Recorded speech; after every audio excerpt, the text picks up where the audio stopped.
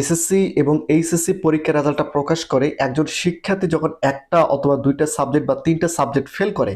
ভিডিওটি মাত্র কয়েক সেকেন্ডের একটা ভিডিও, তোমরা সম্পূর্ণ ভিডিওটি দেখবে এবং ভিডিওটি শেয়ার করে দেবে। প্রত্যেকজন শিক্ষার্থী এই একটাই দাবি করতেছে। বিষয়টা হচ্ছে যে আমরা দেখি যে এসএসসি এইচএসসি পরীক্ষায় কোনো একজন শিক্ষার্থী একটা সাবজেক্ট দুইটা সাবজেক্ট বা যে কয়েকটা সাবজেক্ট ফেল করুক, এখন আমাদের রেজাল্টের মার্কশিটে দেখা যায় যে ইংরেজিতে ফেল সরাসরি এফ, বা বাংলাতে ফেল সরাসরি এফ, বা আইসিটিতে ফেল সরাসরি এফ, এভাবে কিন্তু আমাদের রেজাল্টটা দেখা যায়। তো ওই শিক্ষার্থীটা বুঝতে পারে না যে আসলে সে কি এমসিকিউতে ফেল গেল, নাকি লিখিততে গেল, নাকি তার রোল নাম্বার রেজিস্ট্রেশন নাম্বার মিশানোর কারণে ভুল মিশানোর কারণে ফেল গেল, নাকি তার সেট কোড পূরণ করতে ভুল গেল, বা কোন কারণে ফেলটা গেল সেটা কিন্তু শিক্ষার্থীরা জানে না। তো এসএসসি এবং এইচএসসি পরীক্ষার্থীদের দাবি, যখন এসএসসি এবং এইচএসসি পরীক্ষার্থীদের রেজাল্টটা প্রকাশ করা হবে, কোনো শিক্ষার্থী যদি একটা সাবজেক্ট দুইটা সাবজেক্ট তিনটা সাবজেক্ট যে কয়টা সাবজেক্টই ফেল করুক না কেন, সেখানে শিক্ষা বোর্ড থেকে বাধ্যতামূলক উল্লেখ করতে হবে যে